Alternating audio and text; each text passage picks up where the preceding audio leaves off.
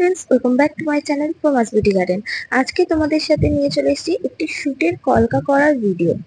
তো দেখতেই পাচ্ছ সবাই, এটা একটা মেকআপের শুট ছিল।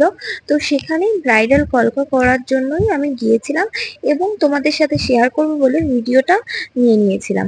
তো দেখো, প্রথমেই আমি এইখানে একটুখানি নতুন টাইপের করার চেষ্টা করেছি, একটুখানি অন্য রকম টাইপের।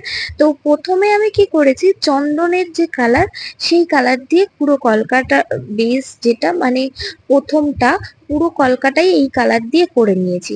তো চন্দন কালার আমি কি দিয়ে তৈরি করি তোমরা তো জানোই।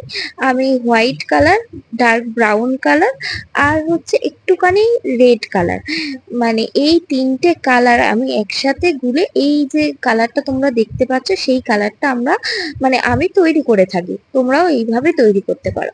আর তারপর দেখো, টিপের চারপাশটা সিম্পল ভাবে করেছি, ওপরে একটা লোটাস করেছি, আর সাইডটা এরকম টানা কলকা করেছি। তারপর আবার কিছুটা অংশ ছেড়ে দিয়ে মাঝখানের লোটাসটা করে নিয়েছি, এবং লোটাসটার দুধারে এরকম লাইন দিয়ে ধানের শীষের মতো যে মোটিভটা হয় আমাদের কলকার, সেইটাই করেছি। দুদিকে একই টাইপেরই করা, আর খুব সুন্দরভাবে সূক্ষ্মভাবে করার চেষ্টা করেছি। এই পাতা স্ট্রোক গুলো তোমরা এইভাবে প্র্যাকটিস করতে পারো, খুব সুন্দর লাগে কলকার সময় করতে। আর এই তুলিটা যেটা আমি ইউজ করছি, সেইটা হচ্ছে 000 তুলি, আর অবশ্যই ন্যাচারাল হেয়ারের তুলি ইউজ করে থাকি আমি বেশিরভাগ সব কলকার ক্ষেত্রেই। আর এই কাজটায় আমি একদমই গালের কলকা করতে চাইনি, কারণ মডেলের মুখটা তোমরা দেখতেই পাচ্ছ, একটু চাপা টাইপের ছিল, তাই জন্য।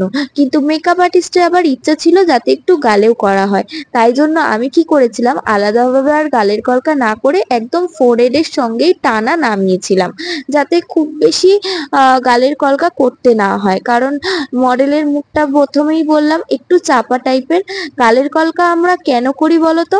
যাদের গালটা একটু হেলদি টাইপের হয়, তাদের কিন্তু গালের কলকা খুব বেশি মানায়। কেন না, তাদের গালের কলকা করার জায়গাও আমরা যেরকম পাই, আবার গালের কলকা করার ফলে তাদের মুখটা একটু চাপাও লাগে।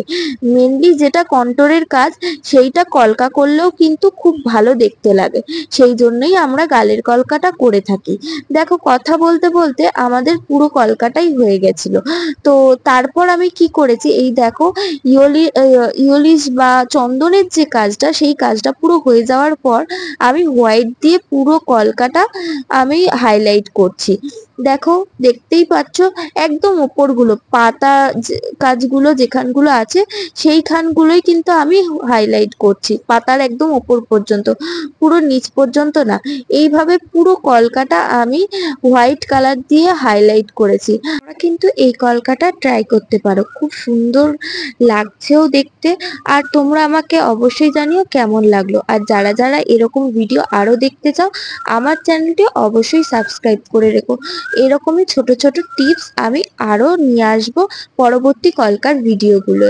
তো এটা কেমন হয়েছে কিন্তু কেউ জানাতে ভুলো না। আর এরকম ভিডিও যদি তোমরা দেখতে চাও, আমাকে অবশ্যই জানিও। আজকের কলকাটা ফাইনাল লুক হচ্ছে এটা। আর এই পান পাতাটার কাজটাও কিন্তু আমারই করা।